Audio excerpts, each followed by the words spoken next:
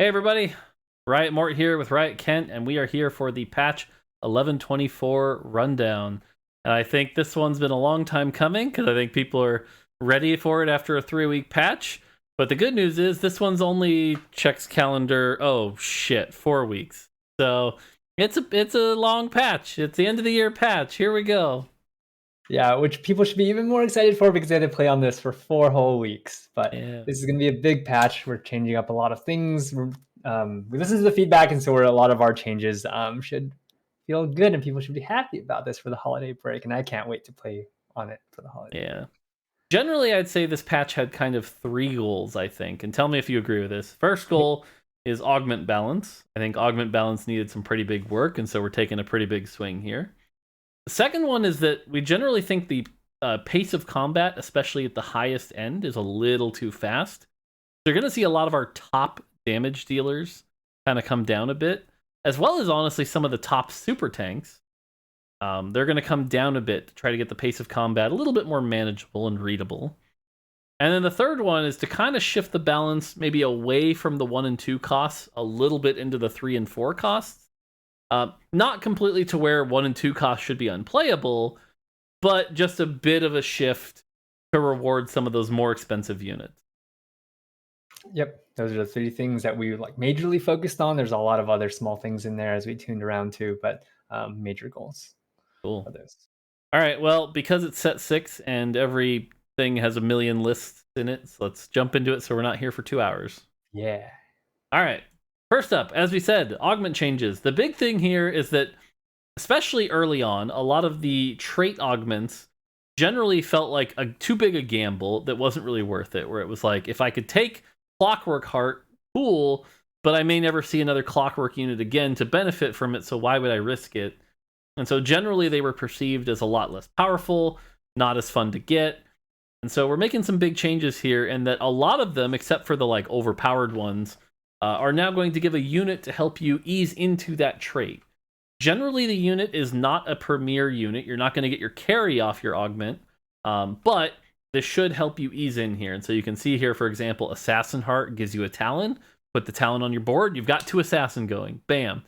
I will say it's a very weird mental shift where Bodyguard Heart is now an amazing augment. I think Bodyguard Heart early, where you get a Leona for free, is massive. You can see the full list here. Bruiser Heart gives Trundle, Challenger Heart Warwick, Clockwork Zillion, Enchanter Taric, that's another really good one, getting 2 Enchanter and the Taric for free. Enforcer Vi, Imperial Swain, Mutant Kog'Maw, Protector Blitzcrank, Scholar Lysandra, that's another one that's really good. Scrap Echo, I think that one's quite good. Sniper Tristana, Syndicate Zyra, and Twin Shot Grave. Yeah, something to keep in mind here also, it's like this is not every single heart. It's stuff like Innovator, which already is really strong, won't give you something like a Heimerdinger. And the next point is also that these units are not just units that you can use on your board, but it's also like you can make a decision, like, do you want to sell the unit and make a 10 gold breakpoint? That's kind of like a decision that you can make, but either way, it's like giving you additional power and buffing these kinds of trait augments that have been like a bit harder to use, especially when they show up early. Yep. Continuing that on the tier 2 level, same thing. For stability, what we've done is we've renamed them all to crests. So if they grant an emblem, they're now called crests. And now many of them also grant a trait. And so again, this is based off power level. So some of the ones you might have seen on the list before, the emblems are actually quite good, so they didn't need anything. But generally, it's the same champ as well. So you can see here Arcanist, Twisted Fate, Assassin Echo, Bodyguard Leona, Bruiser Trundle, Challenger Warwick, Chemtech Zac, Imperial Talon, Mutant Kog'Maw, Scholar Heimerdinger, that's another really good one, Scrap Echo, Sniper Tristana, and Syndicate Zyra. Yeah, so this, by giving you the unit, it really opens you up to being able to hit the higher trait break point a lot earlier. So it should be like these augments, when you hit it early, they should be a lot more exciting. Yeah. Now, Prismatic is probably the one that got the biggest change and probably the one that was in the most need of it here. Here, we do not just give you a bunch of units, but what we decided was that any of the souls that were basically something that could transform a unit, it would be more powerful and more fun to instead give you the emblems. So, for example, Arcanist Soul used to just be +2 Arcanist. Now it's 2 Arcanist emblems, meaning you can grab any champions you want, transform them into Arcanists, and get them the full benefit. This is really good for things like Imperial. Academy is a really good one. This should be a massive, massive buff to these souls, because 2 emblems is far more powerful than just +2 of a trait that doesn't benefit from it. So right away, for example, you get Imperial Soul, or now it's called Imperial Crown, and you have a Swain, turn 2 other guys into an Imperial, bam, you're off, and you've got 3 Imperial, and maybe your carry is Vex, I don't know, but like, you can do some pretty cool stuff with this. So you can see here, it's now Academy Crown, Arcanist Crown, Assassin Crown, Bodyguard Crown, Bruiser Crown, Challenger Crown, Chemtech Crown, Imperial Crown, Mutant Crown, Protector Crown, Sniper Crown, and Syndicate Crown. Now, the exception is, for ones that, like, let's say we were to give you Clockwork Emblems. That doesn't do anything. That's not useful, right? Like, turning someone into a Clockwork, it's already a team buff. So for those, we've instead given you 8 gold, which is half of a Windfall. So now you're presented with a choice where it's like, do I want Windfall or +2 Clockwork and 8 gold? Now that should be a much tighter choice. And so you can see that for Clockwork, Enchanter, Enforcer, Scholar, and Scrap, +8 gold. Now again, this is power-based, so things like Mercenary Soul and Innovator Soul don't get anything. They're already good augments. They don't need to be better. So this is about buffing the low end, making it so you don't feel as trapped by bad decisions. Yeah, and the change for this is by, if you had taken Challenger Soul in the past, you're buffing and you went from 4 to 6 Challenger, you're still only buffing 4 units. But now by getting 2 Challenger emblems, you get to buff all 6 units that are on your board. And so that's a significant power spike from what it used to be. And so it really should help when these souls show up in the early and the first and second augment choices. Yep. And the 8 gold is really good because, the earlier you get this gold, the more you can econ this into even more gold. But late game, it's not as impactful, but these traits are already super impactful in the late game when you take them and get to the next breakpoint. Yep. Now, the thing to note here, too, is this is a start. We're starting with the hearts, crowns, and emblems, things like that. If this is successful, we may apply this to other things as well. So you could imagine, like, Imperial One for All giving you a Talon or something like that. But for now, we wanted to start with this, see how this plays out, see if this helps alleviate some of the issues. If it does, awesome. I will say, playing PvE, I've had a lot of fun with it, but let us know what you think. You guys are really who we're trying to have a lot of fun here. Yep. Cool. On to the balance stuff. All right, Challenger. Challenger is really, really strong. It's really too strong. The pace of combat is damn near unreadable. Once those 6 or 8 challengers proc, it's like you're watching the fight in 3x speed. So 4, 6, 8 coming down. Yeah, and coming down, it looks like it's a 10% damage attack speed. 10% attack speed nerf. But when challengers proc it, it goes to a 20% because everything doubles, so it's a 20%. Like as a number wise, it's 20% at 6. And so we've seen Yone just like only be successful in 6 challenger comps, and so we kind of want to tune that down, especially as Mort mentioned, the pace of combat for challengers is really disgusting. Yep. Chemtech is probably the biggest rework of the patch. Beforehand, it was a buff that always gave you 50% attack speed, 4% health regeneration, and 25% DR. But the time was the variable. It was 4, 8, 15, and all combat. Well, and sure enough, we kind of suspected this, and sure enough, and data matched it. In late game, having a buff for 15 seconds doesn't matter because fights are over in around 8 to 10 seconds anyway. So we've done this before. We've done this with Divine. The buff now always lasts 8 seconds, but it scales over with how many you've got. So for example, if you've got 7 Chemtech, now it's 75% attack speed and 6% health regen. So this should hopefully make vertical Chemtech a little more attractive. And those numbers at 9 are really high. They're a little scary, but it should be a lot of fun to play with and actually feel like a chase trait that you want to go after. And also just to note, 5 Chemtech is basically unchanged with this. Yep. So we didn't want to affect that too much because that's already a comp that's like doing pretty well. But early game at 3 Chemtech, it should actually be even better because even though the buffs are weaker, the trait lasts a lot longer and the early game fights are typically really long. Yep. Clockwork 4, small buff. Just needs to be a small buff. That way it's worth using. Clockwork 6, though, kind of hard to get. You should feel excited if you get it. So we're buffing that a pretty sizable chunk here, 15%. Yeah, and just to note, this is only to the base attack speed, so you still get the scaling from the augment attack speed. Innovator has turned into a very powerful comp, especially at 7, but even at 5 early on. We're making some adjustments you'll see a little later in the patch notes here, but we didn't want to go too hard on the actual Innovator itself. We want this to be an exciting comp. If you get a fucking dragon, you should feel good about it. If you get the bear early, you should feel good about it. So it's a very light nerf. With the bear, you're just going to lose 5 AD and AP, kind of the invisible power that's kind of hard to appreciate from the bear. And then the dragon, you're losing a little bit of the crit damage buff. So you're still going to get that 100% crit rate. You're still going to get that big AoE fear. Your team just might not unload for, 150% extra damage. And so, bit of a nerf there. But honestly, this is a light touch for how strong these comps are. Yeah, you'll see a little bit later, as Mort mentioned, like with the other thing that we're doing, which we think will be a lot more impactful than these nerfs, because the comp is quite good, but there's a specific part of the comp that we think is too good. So we'll talk about that later. But we also felt it was necessary, like even the innovation needed to get hit a little bit because of how strong the comp is. And then finally, Mutant. We're not making a ton of changes on the Mutant side yet. We want to wait and see how it stabilizes compared to everything else, because a lot of other things are coming down. But that being said, the one we did want to buff for now was Blade Master. Kind of underperforming. It's not really exciting to get. So just going to up the chance to proc those extra attacks a little bit. Yeah, so now you can play Rage Blade Cho'Gath and hit very fast. Perfect. True. All right. On the champ side, these are the 1, 2, and 3 costs. Again, these are the big changes. Garen, he's one of those champs that, again, in the late game, especially at 3-star, he's just doing more damage than we're comfortable with for someone as tanky as him, who can break CC as much. And again, this is about bringing that top end down.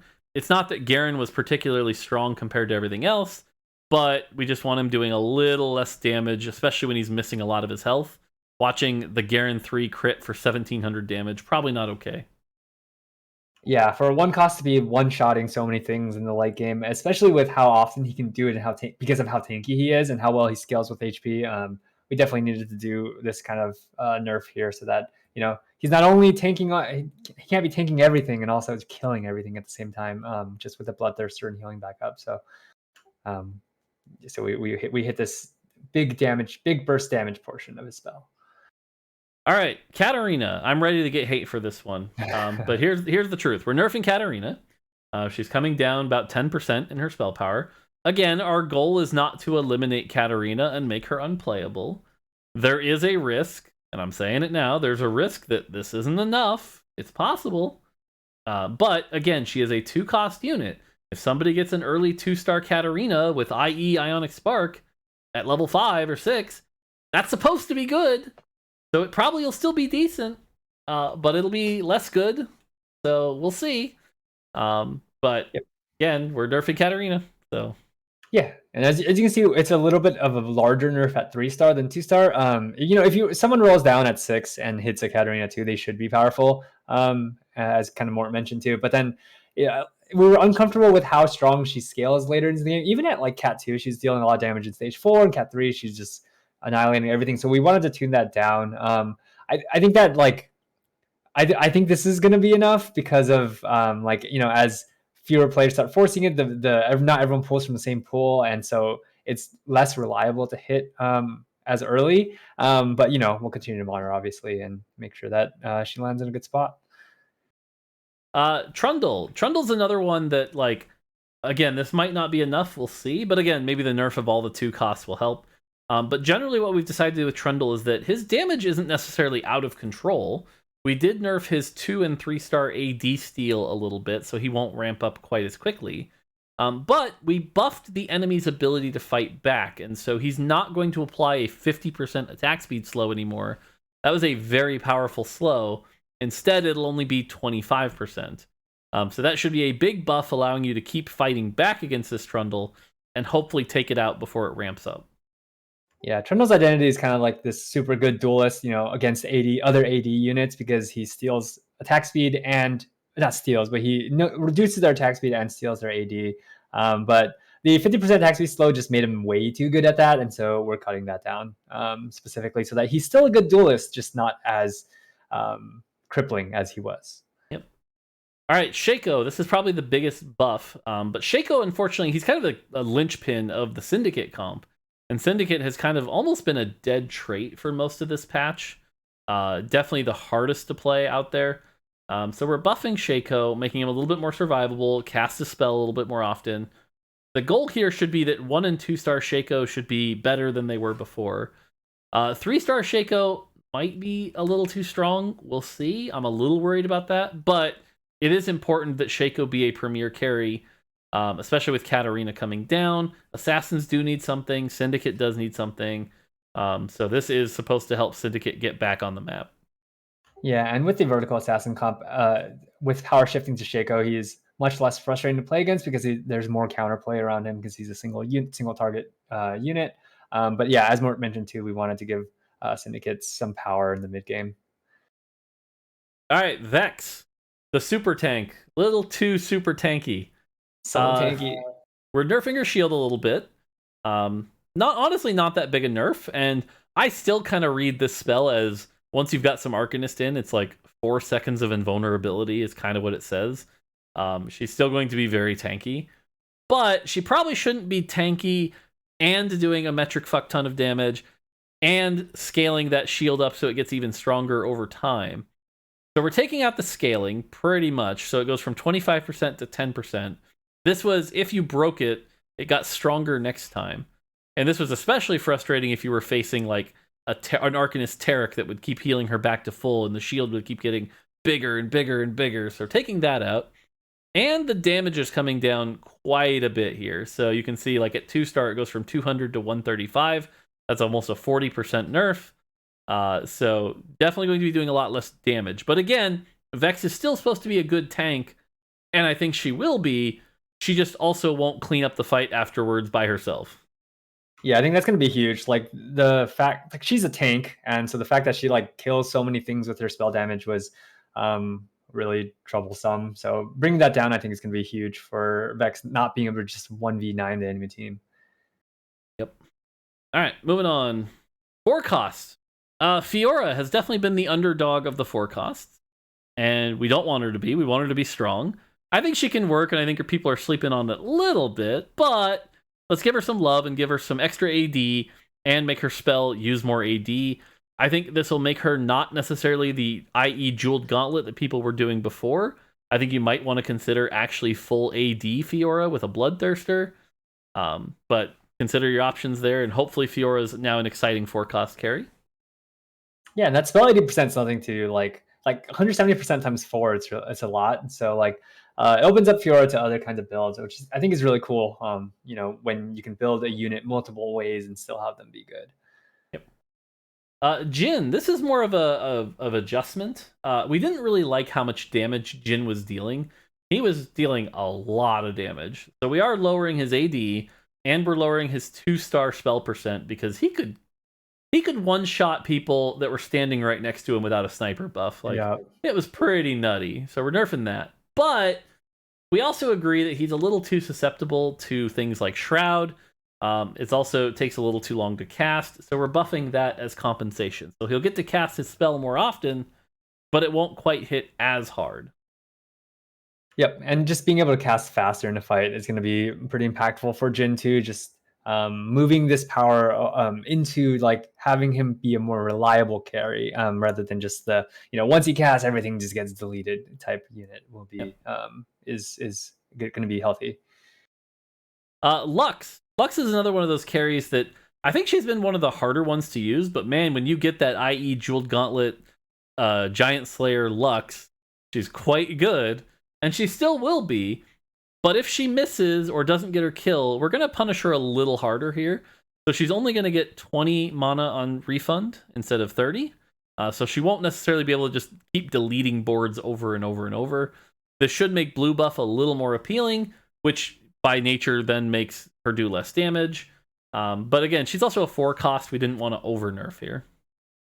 Yeah, mainly bringing down that like ceiling of like being able to repeat cast over and over and over so quickly, making it so you're just slowing her down just a little bit, but not too much. But this should definitely help with our pace of combat goal, so that she's not just she casts once and the whole board eventually goes bye in the next like 5 seconds. Yep. Oriana has kind of been a trait bot. I don't think anyone ever really itemizes her or considers her a valuable, champion. But you still want her in your comp because her traits are good. We're trying to change that a little bit here and actually make her a little bit worth investing in here. So she's going to get to cast her first spell more often or earlier. She's going to get more casts. Also, if you're willing to put like a Shojin, maybe a Ginsu's on her, so she can get repeated casts. But she pays with that a little bit with a little less CC. Notice we didn't nerf her spell power or shield power, so she still has a very good spell. This is a pretty sizable buff to Oriana, I think. Yeah, it's a lot. She's gonna be a lot more reliable. And once players play around with it a lot, figure out optimal positioning, I think she's gonna have she should be able to be a viable like item holder AP carry type unit in the meta. Yep. Scion with his new tanky identity, we like that. That's working pretty well. We just want him to be a little bit tankier and be worthy of that 2 champion slot. So he's getting 100 more base HP. Remember that multiplies at 2-star, so that's almost 200 HP at 2-star. And his stun duration is going up at 2-star and 3-star. So a 2-star Scion now has a very large 3-second stun. That is a very powerful stun. Hopefully that makes Scion worth that Colossus tag. Yeah, Braum was also stunning for 3 seconds. Just a lot less reliable with his targeting. So Scion gets the benefit of having more reliability and really long range. He's a really smart unit with his targeting. If you've played him before, you'll see him like turn and hit the biggest clump. But still, even with that, the payoff wasn't big enough because he's a 2-unit cost, and so 3 seconds he'll be really good. Sweet. On the 5-cost side, Akali is certainly the most underperforming 5-cost. Really hard to play. So we're giving her a little love. Not a ton, though. I think people will be surprised it's not a ton here. But again, we're trying to bring the top down. So Akali just gets a little bit more health to survive and only more damage at 1-star, which is where she was really struggling. Yeah, and later you'll also see a little bit of changes to Syndicate, which also should help her out a little bit also. Galio. I mean, look, I thought Clapio was hilarious. I thought it was fun. Not the goal of the champion. We need him to be a viable tank that you're excited to put in the game. There might still be more work to do about that. We've been talking about like should he taunt when he comes down or something. But for now, he's getting more HP. His spell is doing more damage when he comes down, but he's losing 30 AD. I don't think this actually completely eliminates Clapio. I think Clapio will actually still be an option, but wasn't really comfortable with the Galio hitting for 500 per auto. So we are nerfing that just a bit. Yeah, I kind of similar to like Scion, where Scion isn't really played as an AP carry anymore, but you still can if you really wanted to. Clapio, you kind of have that option too. He's not going to be like obviously as amazing as he is now, but Colossus, Scion too. Scion got a big nerf in the B patch with his AD, but like these Colossus's ADs were so high that they punched so hard that there's an AD build that came out of it. I think that's hilarious, but definitely not what we envisioned for these Colossus units. And then 3-star Galio got a really big buff. True. Should be exciting when you see that happen. If anyone has any clips, I'm 20 out of 20 Galio 3. Let's go. Yeah. Jace. This is a power adjustment. Let's be real. Melee Jace with 2 tank items. This is too good. He's just way too good. So we're lowering his base armor and MR by 10. So you'll need to invest in him if you really want him to tank. And he'll get less spell shield per cast. So I feel like he'll still be good, just a little less good and maybe actually killable now. And to compensate, the ranged version is gaining 10 extra AD. The ranged version just really isn't exciting right now. I personally think it's going to need more than this, but we also didn't want to like push it into a ranged Jace meta only. So we'll see. But ranged Jace, hopefully it's now actually a decision instead of just Always melee Jace. Yeah, and the backline Jace, the intention here isn't to like ultra buff him to make him the Jinx type carry where it's center of your comp, but he's kind of there because he provides a team wide or like the lane wide AOE attack speed buff also. So he's kind of like should be a really strong secondary carry. He should dish out a lot of damage with his really high range space AD. So you can make the decision if do you want another frontliner, or do you want a supportive carry in your backline to go along with whoever your main carry is? Yep. Jinx getting a very light tap here. We kind of like where she is. She's just a little too high of DPS when she lands in her rocket form, just a little bit. So we're lowering the attack speed just a little bit here, and 2-star only rocket launcher AD percent here. This is hopefully to also maybe encourage, again, maybe more the AP build or even the mixed damage build. But right now, the AD build especially is dominating a little too hard. Yeah, and this is another part of the, bringing down the top, slowing down combat pacing, overall just nudging down the units that are performing super well. Speaking of which, a Victor with a Shiv and a Shojin was doing a little too much here, so we're bringing him down and making him cast a little slower. Yep, and this has HP, but it's mana, so he's going to cast 1 auto slower, and also just a little nudge down on his damage. Oh, typo. Yep. It's mana. You're right. Mana. I typoed. Sag. I'm sure we'll get at least 10 Reddit comments about that one. 150 HP Victor. More is killing Victor. Oh god. Fangirls all across the world will be sad. True. Alright, moving on. Items. Blue buff gets a really big buff. I think this is actually one of the biggest meta shifting changes in the entire patch. But blue buff now starts with 50 mana instead of 30. This is very good for a lot of champions, I think. Yeah, blue buff is like we didn't think blue buff was like a bad item on the units that really wanted it. So for example, like Twisted Fate is good with blue buff, but as you scaled into the late game, like you start, if you're not playing a blue buff carry, you kind of don't have anyone to put this on anymore, and that feels like super bad. You can't throw it on a Victor, or whatever, and still feel decent about it. So we're giving some more starting mana to open up the options. You can put it on your main AP carry if you want to just get that first cast a little bit faster, so it helps Victor. But also, you can throw it on like a Braum, for example, if you really wanted that first cast to come out earlier, or like a Orianna, for example, just to get that starting mana, that first cast when it really matters. Speaking of which, another part of making tier items a little better, Frozen Heart. We're buffing it up to 35% attack speed slow. So if you want to use this on like your Echo or anything else, cool. I think it's actually good on the front line now, personally, but we'll see. Yeah, this should be good for slowing down melee carries or God Score in the second row, that kind of thing, or especially Yone. Yeah, anti-Yone tech for sure. Yep. Cool. On the augment side, Duet. Duet is actually one of the worst augments in the game. Now, part of this was the bug for sure, but in addition, a second spotlight wasn't really that valuable unless you had a second carry to put on it. This is to allow it to be beneficial not just to a second carry.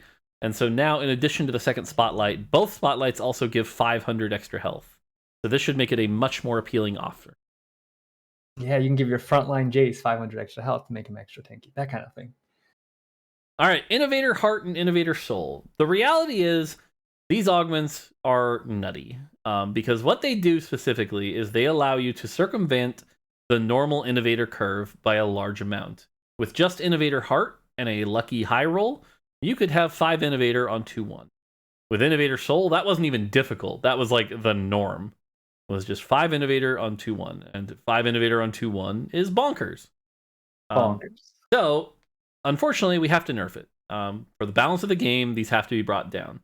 So what we're doing is that Innovator Heart will never show up on the first choice. It'll only show up on second or third. No more of this 1-4, oh, Innovator Heart, it's a first. None of that. Innovator Soul, same thing. The performance of this augment was just way too high. So we're only going to have it show up as the third augment. This will reduce the, again, 1-4 Innovator Soul starts.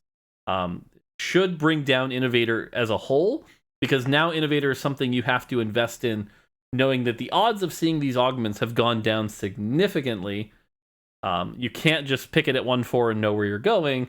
Now, they might still show up and might bail you out of a bad game, and that's cool, but it should be a lot less hard forceable.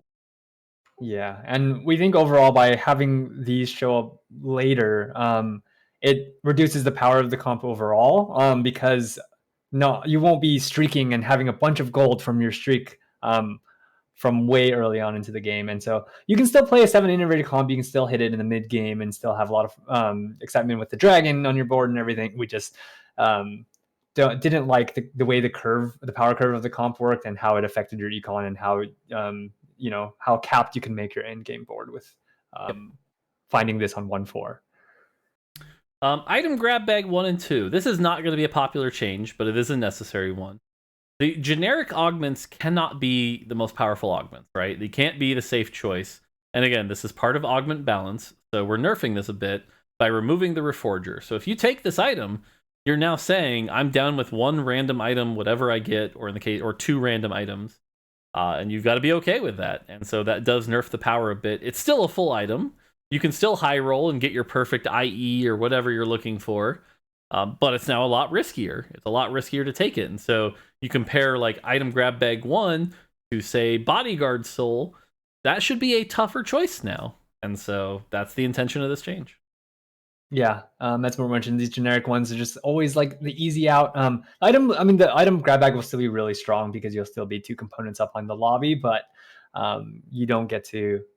It doesn't have as much power as before because you can't pivot out of whatever you got. Yep. All right, Spellblade. Why don't you talk about Spellblade? Because I know you're pretty proud of this one. Yeah, this one. So overall, like Spellblade hasn't been a very exciting augment. I know some players who play Arcanists have taken it, but it's just kind of like passive damage that you get, and it doesn't really feel impactful. So the change we're making is that after casting their ability, Arcanist's next attack deals bonus magic damage equal to 200% of their AP. For those of you who play League of Legends, it's kind of like Lich Bane, where after you cast, your hands glow, and then your next auto attack deals bonus damage. We think this will be like a lot more satisfying because you get a big chunk of damage, and the numbers are relatively the same, but the chunk actually should make a pretty big impact because after you hit with the spell, you get to also hit with a big auto, and so the burst prevents enemies from like being able to heal up in between the damage. Like having a big burst of damage should be able to kill a lot more units than having 50% of your AP every auto. Yeah, so I'm telling you right now, 6 Arcanists, blue buff, Twisted Fate. Have fun. Yep. Pretty good. All right, Windfall. So again, this is one that I think we're giving into a little bit perception more than data here. Because certainly Windfall at 1-4 perception is that it's insane. Data doesn't support that, but I think this will still be a healthier world now and make it a little less of an obvious choice. So if you get it at 1-4 now, it's only 15 gold instead of 20. It's unchanged at 3-3. And if you get it at 4-6, it's now up to 35 gold. So it's actually better in the late game. Yeah, this like makes sense from like how much your gold impacts your later game gold because of how you can econ a lot earlier. So the 35 gold is just not as 30 gold isn't as exciting on 4-6, and having 35 should compete with the other big late game augments that you can get. Yep. All right, and then the other big one here is March of Progress. Now this is an augment that I think a lot of people were afraid to take or didn't know how to play around it. But if you knew how to play around it, it's actually the second strongest augment in the game behind Innovator Soul. This thing is nutty. And so because of that, we had to nerf it. Now, we're also kind of buffing it in some ways too here, but so it can only be offered as the first choice. So if you see March of Progress, it'll be a March of Progress game. But it's now a prismatic, so you'll see it a lot less often. It goes up from 4 to 5 XP, though. Which means you're going to start hitting your breakpoints a little earlier. It's basically 5 free gold around, which is still really good even for a prismatic. But again, should it be comparable to other prismatics now, like Level Up, for example? And then in addition, you can't get this and level up. So that way, there's no more of these issues where it's like I can't level up and use my other augments. So we're helping prevent those scenarios. Yeah, and this 5 XP around, the big implication of that is that you'll be able to actually hit level 8. You won't be too far behind the lobby, basically. So you don't have to think about like, oh, I'm gonna have to sit on level 7 forever. You can actually take this and still go 8 and still have a one of the typical comps that like a lot of lobbies will see later in the game in stage 5. All right, on to the small stuff. Gonna go through these pretty quickly, and then Yep. feel free. But Academy, like we mentioned, we over nerfed it a little. So 4 gets a flat buff, and 6 and 8 get the AD and AP per cast back. This is not back to what it was in 1123, 22, 1122, but it is like kind of in between. So Academy gets a little bit of its power back. Arcanist 4 is just getting a -5 AP for the Arcanist. Just a little bit too good of a spike, especially if you hit 4 Arcanists early. But 8 Arcanists is now no longer a bait. 8 Arcanists was only giving the Arcanists another 25 AP. Now it's giving them 45. So if you can hit 8 Arcanists, it's a lot better, actually. And then finally, as we mentioned in the postmortem, 6 Bruiser, we kind of over nerfed. So we're just giving 6 Bruiser 50 of its HP back. Yeah, these are straightforward. Nothing to add here. Imperial, we're going to try one more time to buff Imperial 5, make Imperial 5 a little bit more worth it for the non... So basically now it's the Tyrant gets 125, and all the non-Tyrants get to be like their Imperial 3. I'm a little skeptical, but we'll see. If this doesn't work at this point, we'll have to remake Imperial 5. Syndicate is getting adjusted so that Syndicate 3 and 5 are better by 10 armor and MR. So that should buff them a little bit. But 7 Syndicate is then being nerfed, so that basically the armor and MR is a little bit lower, and the Omnivamp is a little bit lower. So 7 Syndicate, not quite as good, but getting there should be a little bit better. And then finally, Twin Shot 4 and 6, just not quite worth it, especially on the 6 side. It didn't quite feel worth it. So we're giving them more AD. Yeah, well, just one thing to add here is that like the Imperial Spat, if you have Imperial 5, is now 75% bonus damage, which is more than Giant Slayer, so it should be a very strong item. Hopefully, yeah. Hopefully. On the champ side, Camille, just a little too tanky for a 1 cost. Some people were able to run her all the way to like stage 5 as their tank. Little too good, so just lowering her repeat cast just a little bit. Darius, similar story. The guy with items was just a little bit too much of a super tank, slowing down his spell cadence just a tiny bit, and a little less healing. He'll still be good. And then finally, Cassidy. We're buffing 1-star Cassidy because 1-star Cassidy is kind of weak, should help the mutant builds a little bit. But the reroll Cassidy Kog'Maw build was a little too good, and that 65% Mana Reave was doing a lot of work. So we felt like this was a decent way to kind of bring him down so you can still fight back against him without nerfing his like effectiveness as a tank. Yep. The only thing to add here is just Camille. Specifically we wanted to hit the repeat cast because we felt like she would often almost reach death and then cast again a little too often. So this just reduces that situation from happening as often as it did. Blitzcrank. Blitzcrank 2 was a very high damage in a different world, all the way back in set 3. We had that 1337 damage, and it made sense then, and it was fun then. But in this world where people have learned to optimize 2-cost buckets, I don't think there's a world where Blitzcrank can quite do that much damage. And we've seen him kind of just be like an extra assassin in the 6 assassin comp in kind of an unhealthy way. So we're still giving him pretty high damage here at 900, but that is a pretty sizable chunk. So we still think Blitzcrank 3 will be worth it, but not the I'm going to one-shot your 2-star Jhin that he was before. Kog'Maw 1 and 2, pretty bad. They needed a buff. But then, holy crap, the jump to Kog'Maw 3 was nutty. These Kog'Maw Protector builds were just a little too good when they hit that Cog 3. So we're just normalizing this a bit. I'll be honest with you, I think the actual number it needs to be is 888, but we're going to go light, and if it has to be that next patch, fine. And then finally, Zyra, we're lowering the delay on her cast so that she'll miss less often, so should hopefully be a little bit better for Zyra. Yeah, I think you cover everything on this page. Cool. Cho'Gath. You get a Cho'Gath right now at 2-1, it's still bad, which is not good. So we're buffing Cho'Gath a little bit more.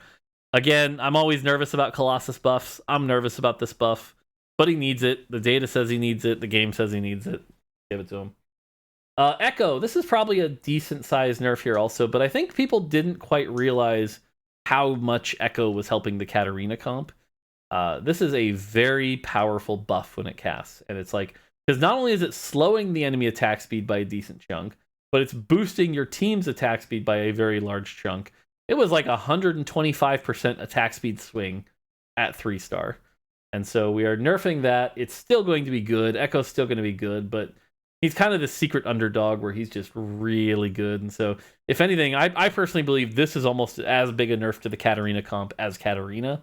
But we'll see. And then finally, Heimerdinger. Again, this is about lowering that top end. A Heimerdinger 3 with the right items is unloading a truckload of damage. Just lowering that just a little bit. Yeah, on the Cho'Gath front, just a reminder that, buffing his HP means that every single stack gets him more HP because it scales with the percent.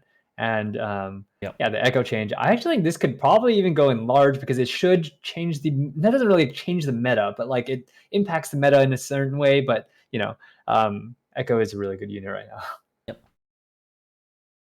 Lysandra is a very good unit. People are finally starting to ask for her to be nerfed. But there were bugs, and we'll talk about those in a bit. But TLDR is we fixed a lot of the bugs. By fixing a lot of the bugs, she's going to be very powerful. So we are nerfing her a bit here. We're going to nerf her damage. 50 at 2-star, 75 at 3-star.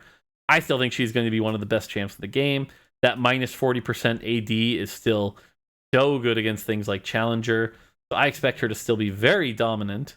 But this is a bit of a nerf. Samira, same thing. This is about bringing down the top. Very light nerf to Samira, just the old minus 5 AD. And then finally, Taric.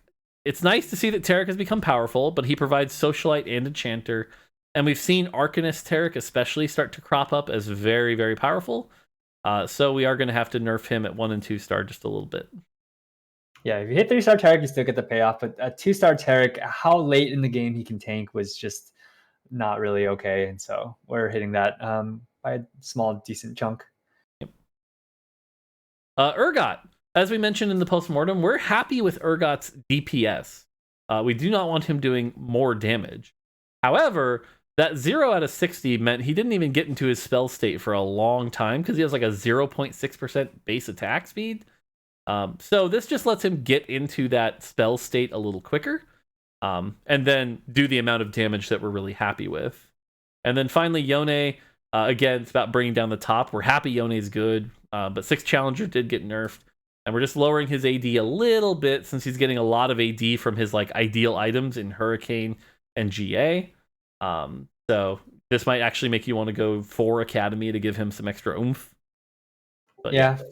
Further discussions to have about like Yone and his itemization. But we didn't want to go too hard on Yone because we're hitting Challenger a decent amount, and he's specifically functioning really well in that comp. It'd be optimal, if he could be good in like a sort of a wider comp, or even in Vertical Academy. But we are also buffing Academy. And for those of you that missed the post-mortem, Urgot kind of, he may feel like he's held back by the meta because he gets stuck on a lot of the super tanks. He can't really chew through them. So because we've nerfed a lot of those, we're happy with the way his DPS comes out. That's why we're not giving him buffs to his damage and just making it so that he can get into his little shotgun state or rapid fire state a little faster. Yep. Cool. No 5-cost small changes. Ionic Spark.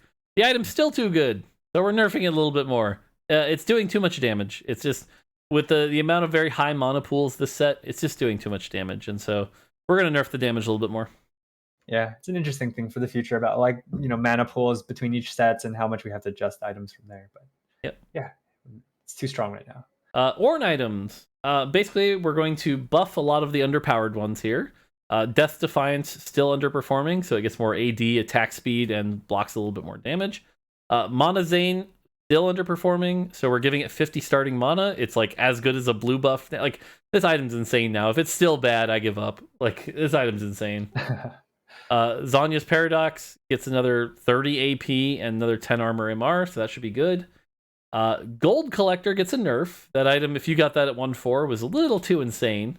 We're going with a light nerf here. We actually believe the proper number here is 50%, but we didn't want to swing it too hard. So 75% for now. Should still be a very good item at 1-4. And finally, Rocket Propelled Fist. Why don't you talk about this one? Yeah, I'm really excited for this change just because it's really fun. But right now, if you have a Blitzcrank on your board and a Rocket Propelled Fist, they will both try to grab the same unit if they're on the same side of the board. But now, Rocket Propelled Fist will ignore Blitzcrank's hook target, so you can grab the corner unit and grab the unit next to the corner unit. So you can do some cool tech things. You don't have to put this on the Blitz. You can just put it on a unit that's like near the Blitz who's aiming for a similar target. And so you can play around that and really try to do some funny tech things against your enemies. Nice. Also, I just want to add on mana the 50 starting mana for Mana Zen is really good because not only does it help get your first cast faster, it gives you 200 mana after you cast. Yep. And that unit is just like chain casting. Yep. And so just as a reminder too, the mana comes in waves, and so in over time, and so like you don't necessarily need to have 200 mana like a Yuumi for it to be good. You can get like a Lux, for example, to cast 3 times. Yep. Great. Augments. Broken Stopwatch. We're just going to bring this down to tier 2. This is a big buff. Clockwork should be very excited by this. It'll be much more accessible and not prismatic tier. I think that'll be quite good. Cram Session. We're having it go from 80% mana to 90% mana. So if you ever get an Academy Cram Session Kaisa, have fun. I think that's a great combination. Featherweights was another one of those things that was secretly helping the reroll meta a little too hard. Featherweights would often turn like an A tier Trundle into an S plus tier. Same with Warwick. Even Katarina didn't mind this. So we're nerfing all the featherweights across the board. And then finally, this is the single most exciting change for me personally. Gold reserves required you to have 60 gold to get the 60% damage boost. Well, we're doubling the power, so that means you only need to store 30 gold to get the 60% damage boost. So this should make it much easier to use and be much more tempting for those mercenary builds. Yeah, you don't have to sit on 60 gold in the end game. You can actually spend your money to like upgrade your board now. And also for Cram Session, just the augment was really, really good when you had an emblem, but when you didn't have an emblem, the units, it was just kind of just okay. The units used it okay. And so we're making that just a little bit better for the units, especially if you don't have an augment. And if you had an augment, an emblem, sorry. And if you have an emblem, it's still just going to be really good. Yep. Knife's Edge, upping, again, this is about bringing down the top. Little too much damage to some of those AD champions, especially those challengers. So we're bringing down Knife's Edge, just 5 across the board. Stand United, way too hard to use, especially if you got it early. So buffing that up. And then this change is kind of complicated, but we've always been talking about how there's these rules behind the scenes on how our augment system works. Basically, these 5 augments, Ascension, Cybernetic Implants, Knife's Edge, Makeshift Armor, and Underdogs, got one of their tags that made it appear less often removed. So TLDR, they should show up a little bit more often. And this should help with some of the stagnation of seeing things like Celestial Blessing and Thrill of the Hunt a ridiculous amount. So expect to see a little bit more of these 5 augments. Yeah, I'm really excited for the Stand United one where, like, if you get it, you can consider actually playing around it rather than just taking it for like having a extra slight damage boost for your entire team. I want to build a really wide comp and play around that 4 AD AP from the tier 2. Yep. All right. And then we reach the end. 2 small changes worth noting for the other modes. Hyper Roll, if you're playing Cho'Gath, he now gains twice as many stacks. So this would make Cho'Gath a little bit more playable in Hyper Roll. And Double Up, Social Scouting has now been enabled. Sorry that it had to not be there for a patch, but you should now be able to take your little legend onto your allies' board and do some cool stuff. So that should be pretty fun. Should be really fun. I'm going to come invade your board, Mort. Yeah, I know. And then finally, for the world's smallest font, we have the bug fixes. Now, look, I'm not going to lie to you. This has been a very aggressive set, and ambitious. That's the word I'm looking for. It's been a very ambitious set. We put a lot of things in the game. Turns out when you're ambitious, there are a lot of bugs. We have probably fixed hundreds of bugs that you never saw. We still have a bunch more bugs that we need to fix. And there's even more after this. This isn't all of them. We know that. We're working on it. We're doing the best we can. But we do believe that giving you the value up front is more important than waiting till every single possible minor bug is fixed. So, that being talked about, though, there are some major ones in here we need to talk about. You ready, Kent? Yeah, let's go. All right, the first one's a pretty major one. Units can no longer instantaneously be moved to the bench and then back to the battlefield with the deploy to battlefield return to bench hotkey. So no more of the right to left insta swap with 0.5 seconds left cheat that was going on. That's gone. Yeah, this one's pretty huge. I think a lot of players it became like a norm for a lot of players to use, and then so I'm glad this one's gone. Calculated loss no longer gives a free reroll on 2-1. That was just a bug fixed. Fixed an issue where the mana reduction from mutant spat would sometimes not work correctly. This was probably one of the most commonly reported ones because I think everyone wants to run their 5 mutant Lux with 10 mana, and then it wouldn't work half the time. So that will work now. Promise. Yep. Very frustrating situation, but it's fixed. Yep. Fixed an issue with the 7 mercenary soldier payout not working. It was supposed to drop 2/5 costs. It would drop nothing. I think this was very minor, but we caught this. It's fixed. Cool. I think the only player that actually reported it was Hunter. So, fixed an issue where there is a second secret socialite hex. This one actually got hot fixed out. We mostly hot fixed it because we wanted the EU Golden Spatula Cup or whatever they're calling it to have a good competitive tournament and not be bogged down because it got so widespread thanks to some people. Some people that it was just going to ruin the competitive integrity of the tournament. So we really wanted to get that hot fix out there. No, go ahead. Keep going. Fixed an issue where 2 Talons were refreshing each other's bleed stacks when attacking a unit at the same time. You want to go into that one? Yeah, I just want to clarify. Oh, yeah. So basically, when 2 Talons would jump on the same unit, they would both keep applying the bleed over and over as if they were attacking a unit for the first time. Now, it should work as it is supposed to, kind of like Vayne from previous sets, if you know, where they help each other stack the bolts. Similar fashion where it's one Talon will apply, the other one will help stack it, and the next one will hit on a third hit. You'll see a counter around the unit too, and so now it should function as it should. TLDR, play 4 Talons in every comp. Yep. Fix situations where certain champions' visual effects would continue to show during the victory sequence. Minor bug. Blitzcrank's allies will no longer attempt to target the rocket grab if they were immune to crowd control and did not get hooked. I had this just happen today where Blitzcrank tried to grab a Trapclaw Jin, and then my Tristana walked up 2 spaces and one-shot the Jin. Which is hilarious. There were some really 5-ed plays where you could put your Jin near the front line, have Blitzcrank hook the QSS unit, and the Jin would just auto that unit instead of any other unit because Jin has 5 range, and it was very hilarious, but not intended. Yep, not intended. Here's a big one. Fixed Kaisa failing to fire her missiles after dashing if she was stunned or in Guardian Angel. This is a big Kaisa buff, so I think Kaisa might get some love from that one. Yeah, it was always intended that if she got the cast off, she dashed, that's it. That's she got the cast off, and so she should fire her missiles. And so it wasn't intended that the stun would interrupt. That's not a channel or anything like that. So. Yep. Enforcer 4 now works. I'm just gonna say that Enforcer 4 fucking works. So it might actually be worth teching in again. So that feels good. Clear Mind Augment no longer considers Tome of Traits a unit. This wasn't a bug so much as it was just a design choice. But we hear you, and having to immediately use your Tome if it drops feels pretty bad. So we're gonna let Tome of Traits not count as a champion here. I fixed this one, but I didn't like it because clear bench, clear mind. If you don't have a clear bench, how do you have a clear mind? But I get it. Tome of Traits isn't really a unit, and Zillion's tooltip now shows 25% attack speed at 1 star when it was showing 20, but it was actually doing 25.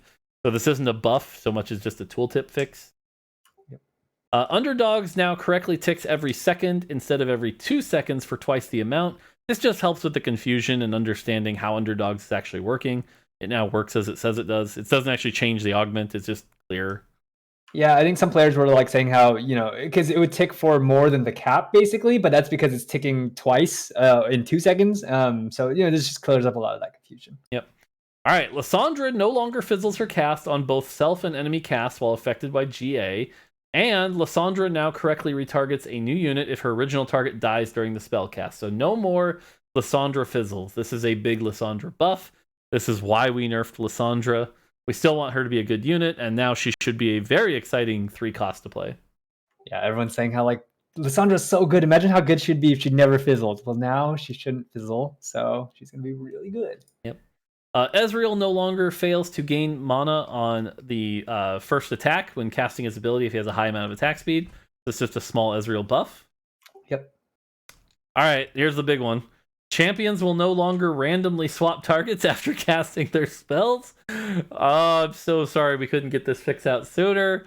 I begged, but nope. It's fixed though. Fucking fixed. Finally. Yeah.